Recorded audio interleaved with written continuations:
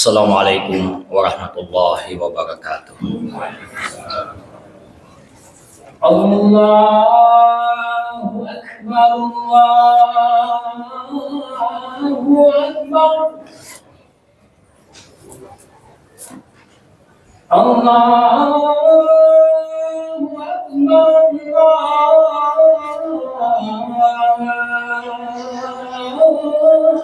Allahu Akbar. أشهد أن لا إله إلا الله.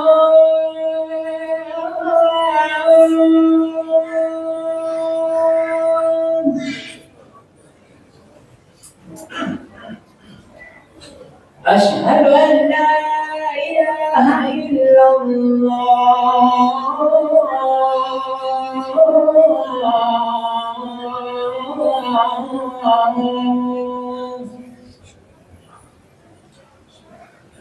أشهد أن محمدا رسول الله.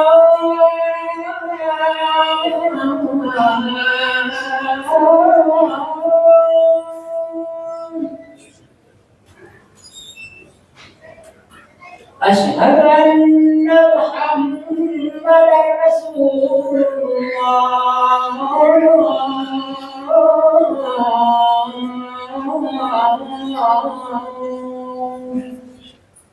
حي على الصلاة،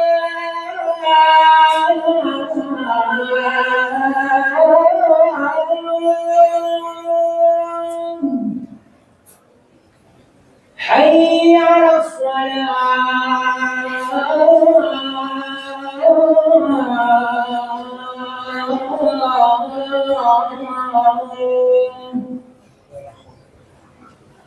حي على الفلاح،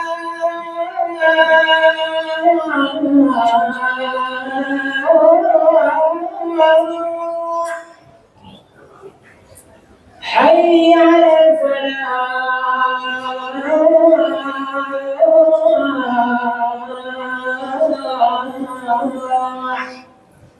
الله أكبر، الله أكبر، لا إله إلا الله.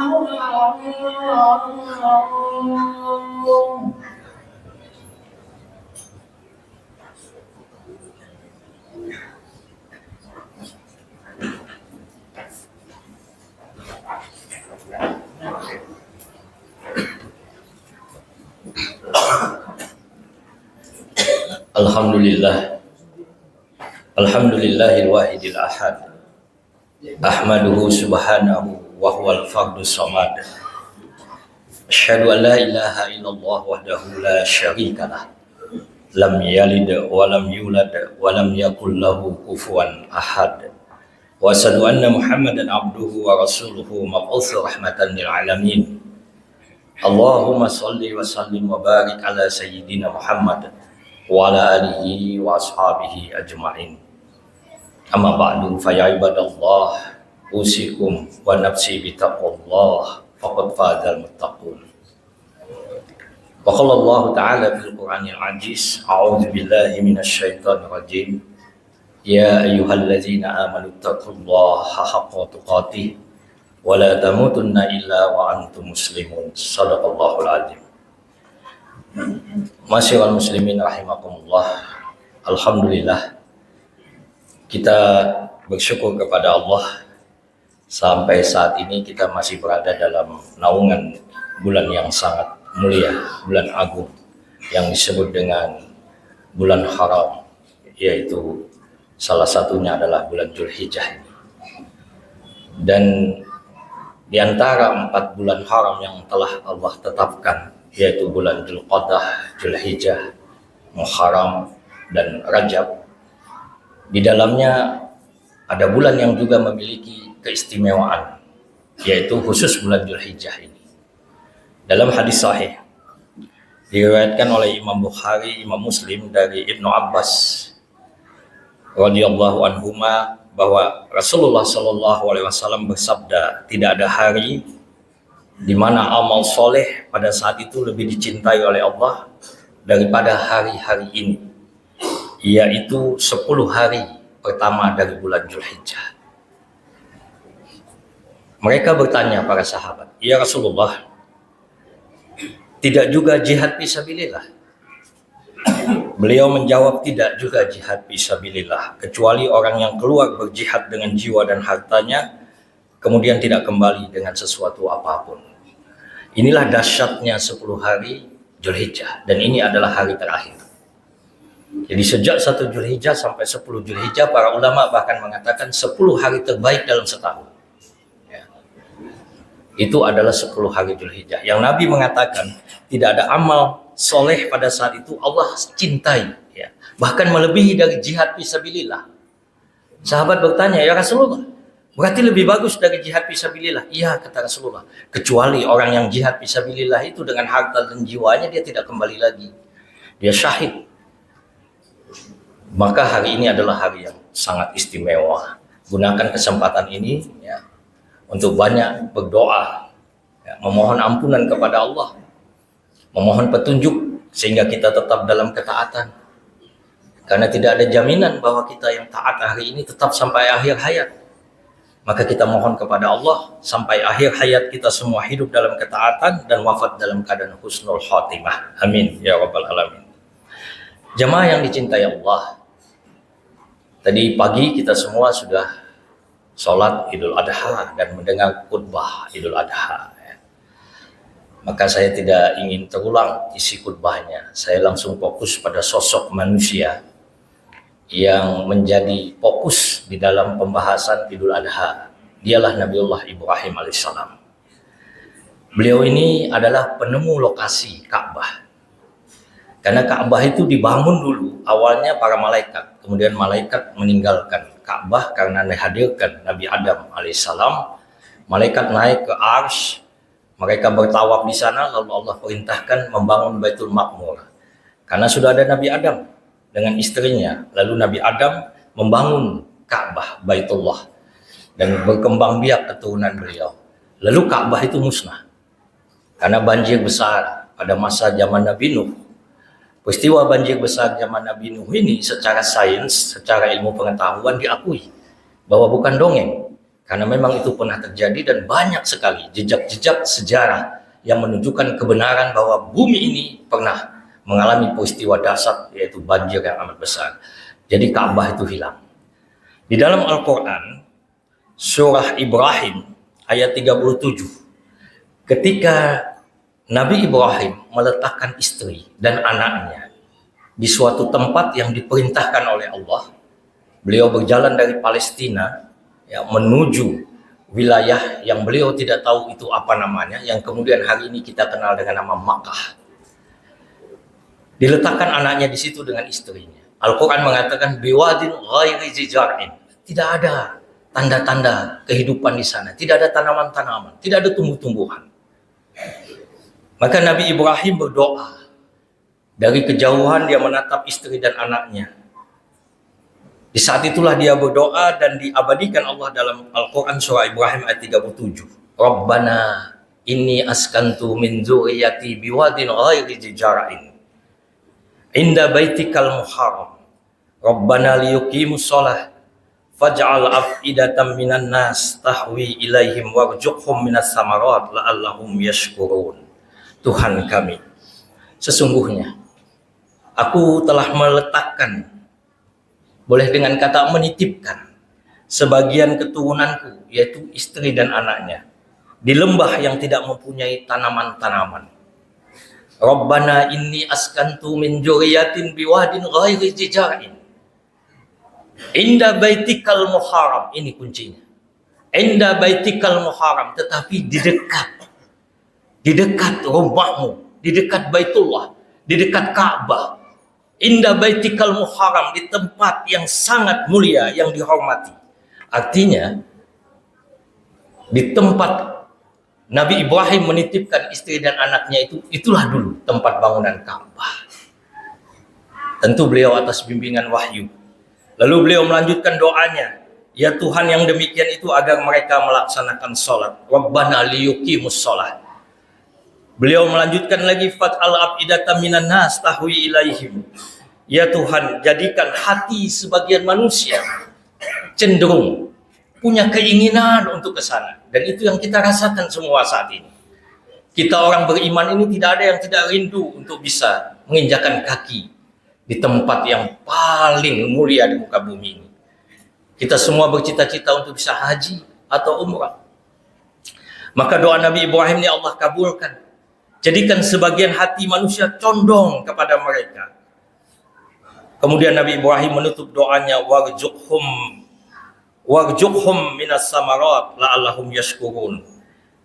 Berilah mereka rezeki dari buah-buahan, mudah-mudahan mereka bersyukur.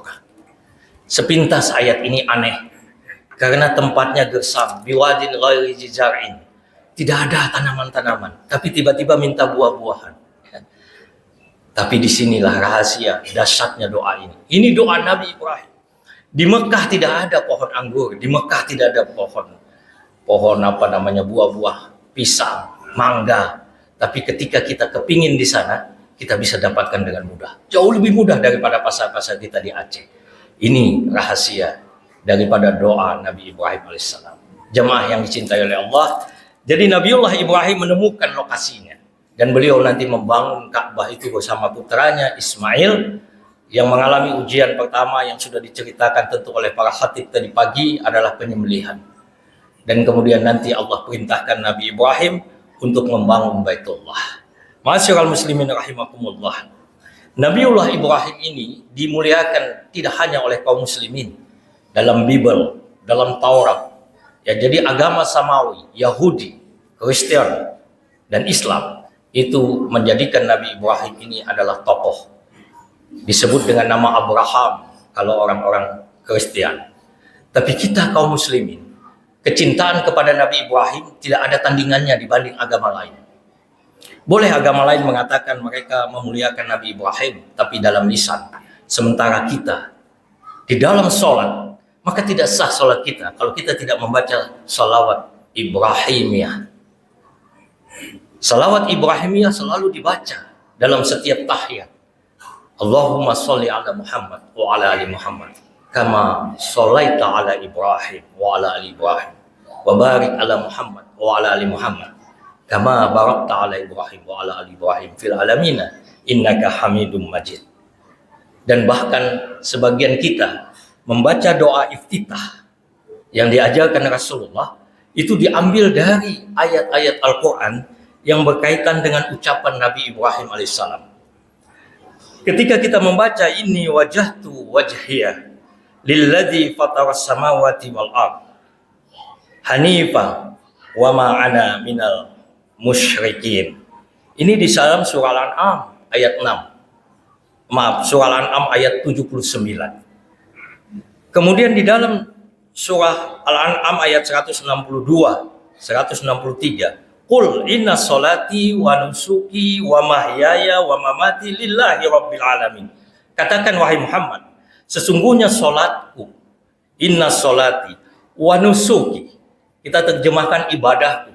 Pada saat itu korbanku. Jadi Nabi Ibrahim alaihissalam saat berkorban itu inna sholati wa nusuki wa mahyaya wa mamati. Hidupku dan matiku lillahi rabbil alamin. Hanya untuk Allah Tuhan semesta alam. La syarika lahu wa bidzalika umirtu wa ana awwalul muslimin. Tidak ada sekutu baginya dan demikianlah yang diperintahkan kepadaku dan aku adalah orang-orang pertama yang berserah diri. Wa ana awwalul muslimin. Jemaah yang dicintai oleh Allah, ini adalah bukti bahwa Islam menjadikan Nabi Ibrahim kedekatan kita secara hubungan emosional dengan Nabi Ibrahim itu melebihi agama-agama lain. Jemaah yang dicintai oleh Allah, Nabi Ibrahim ini bergelar sebagai Abul Anbiya, bapak para nabi. Nabi Adam, Idris, Nuh, Hud, Saleh. Ya, setelah itu Ibrahim. Nah, seluruh nabi itu adalah ternyata keturunan Nabi Ibrahim. 19 nabi di dalam 25 nabi dan rasul, semuanya keturunan Nabi Ibrahim. Beliau punya putra namanya Ismail dan Ishak. Nabi Ismail melahirkan keturunan Nabi Muhammad sallallahu alaihi wasallam, dan Nabi Ishak menurunkan nabi-nabi dari kalangan Bani Israel. Ini adalah jejak perjalanan dari Nabi Ibrahim alaihissalam. Beliau juga salah satu ulul azmi, nabi the top dari 25 nabi itu ada 5 nabi yang hebat yang Allah sebut ulul azmi, yaitu Nabi Nuh, Nabi Ibrahim, Nabi Musa, Nabi Isa, dan Nabi Muhammad sallallahu alaihi wasallam. Dan dengan izin Allah, Nabi Ibrahim dipertemukan dengan Nabi Muhammad sallallahu alaihi wasallam. Bagaimana mungkin? Bagaimana mungkin Nabi Ibrahim dipertemukan oleh Allah dengan Nabi Muhammad? Karena jarak kehidupan Nabi Ibrahim dan Nabi Muhammad sangat jauh. Para sejarawan mengatakan, saat ini saja kehidupan kita dengan Nabi Ibrahim 2000 tahun jaraknya. Ini adalah mukjizat yang Allah berikan melalui peristiwa Isra dan Mi'raj. Isra dan Mi'raj menjadikan Nabi Muhammad diizinkan oleh Allah berjumpa dengan semua para nabi dan rasul.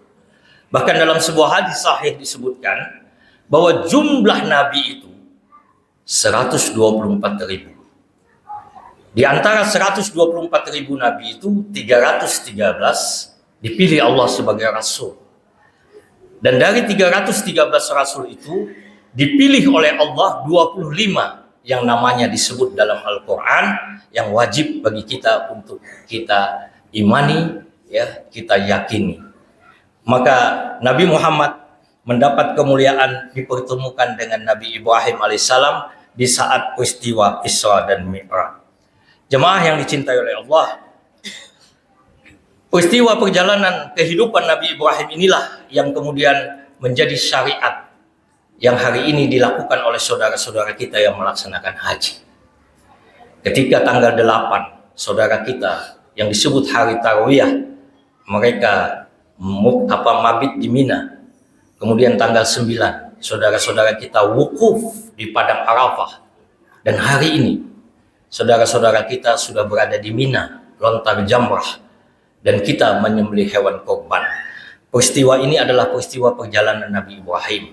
Mimpi pertama Nabi Ibrahim itu adalah pada tanggal 8 malam Zulhijjah. Bayangkan jamaah, Nabi Ibrahim itu lama tak jumpa anak. Usia 9-10 tahun. Maka kita bisa merasakan sebagai seorang ayah, pastilah kita tidur bersama anak kita. Dipeluklah Nabi Ismail. Dalam pelukan itulah tiba-tiba Nabi Ibrahim bermimpi, sembelih anakmu. Beliau terbangun. Tentu berkeringat beliau, gemetar menatap anaknya. Anaknya tidur tenang. Dan ini berlangsung selama 3 malam. Malam kedua yang disebut dengan Arafah. Dan malam ketiga yang disebut dengan hari Nahar. Pada pagi harinya terjadi penyembelihan yang kemudian menjadi syariat untuk kita melaksanakan ibadah kurban. Ibadah kurban ini sendiri, dalam sebuah hadis secara tegas Nabi mengatakan, siapa di antara umatku yang memiliki kemampuan untuk berkurban tetapi dia tidak mau melakukannya, maka dia jangan dekat dengan masjidku.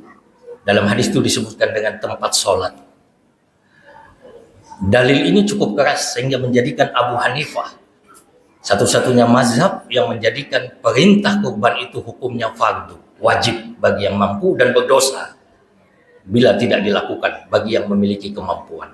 Namun jumhur ulama, Imam As-Syafi'i, Imam Malik, ya, Imam Ahmad bin Hambal itu menghukumkan pada sunnah muakkad, sunnah yang dikuatkan, sunnah yang mendekati wajib. Kurban yang kita lakukan jemaah tidak akan hilang, tidak akan lenyap, karena sebelum darahnya menetes, di dalam hadis juga diungkapkan pahalanya sudah sampai kepada kita. Kemudian uang yang kita keluarkan untuk menyembelih kurban, yakinlah dia pasti diganti oleh Allah. Diganti tidak dalam bentuk pasti uang, tapi bisa kesehatan, bisa keselamatan, bisa ketenteraman kehidupan. Itu adalah bentuk-bentuk cara Allah memberikan nikmat yang harus kita syukuri. Jemaah yang dicintai Allah, selanjutnya keistimewaan di bulan Zulhijjah ini ada yang disebut hari Tasyrik. Ya. Apa itu hari Tasyrik? Hari Tasyrik itu adalah 3 hari setelah 10 Zulhijjah, yaitu mulai 11, 12, dan 13. Kalau kita jatuh pada hari Senin, itu adalah hari Tasyrik. Dan kita bersyukur di Aceh ini penerapan syariat Islam, ya, khusus untuk pemerintah daerah, hari Tasyrik ini, seingat saya seperti Kota Madia itu diliburkan. Ya. Apakah ini masih berlaku? Tapi sebenarnya memang ini adalah hari yang dihormati. Nabi mengatakan dalam sebuah hadis, ya, hari Tasyrik adalah hari-hari untuk makan minum dan berzikir kepada Allah. Ini hadis riwayat Muslim. Jadi hari kita makan minum, ya, mengunjungi tetangga. Kemudian juga untuk banyak berzikir kepada Allah. Amr Ibnu As meriwayatkan bahwa hari Tasyrik merupakan hari ketika Rasulullah memerintahkan kita untuk berbuka dan melarang kita untuk berpuasa. Bahkan ada hadis yang menyebutkan dari Abu Hurairah, Rasulullah memanggil Abdullah bin Huzaifah berkeliling Mina untuk mengumumkan. Jadi diumumkan itu. Janganlah kalian puasa pada hari ini, hari-hari Tasyrik, karena hari-hari itu merupakan hari-hari untuk makan minum dan hari untuk banyak berzikir kepada Allah Azza wa Jalla. Ini hadis riwayat Ahmad. Jadi jamaah yang dicintai Allah, kita hari ini menyembelih, dan bagi yang ada niat lagi untuk menyembelih, masih ada kesempatan 3 hari, yaitu besok Sabtu, Ahad, dan hari Senin. Kemudian istimewanya hari ini juga takbir dikumandangkan. Ya. Setelah selesai sholat, itu takbir selama 3 hari, 4 hari mulai hari ini. Selesai sholat akan terus dikumandangkan sampai tanggal 13 hari Tasyrik nanti, hari Senin, sholat asar, maka berakhirlah takbir itu. Mudah-mudahan yang saya sampaikan ini ada manfaatnya, menambah pengetahuan, keimanan kita kepada Allah Subhanahu wa taala. Barakallahu li wa lakum fil Qur'anil azim wa nafa'ani wa iyyakum bima fihi minal ayati wa dzikril hakim wa taqabbala minni wa minkum tilawatahu innahu huwas samiul alim.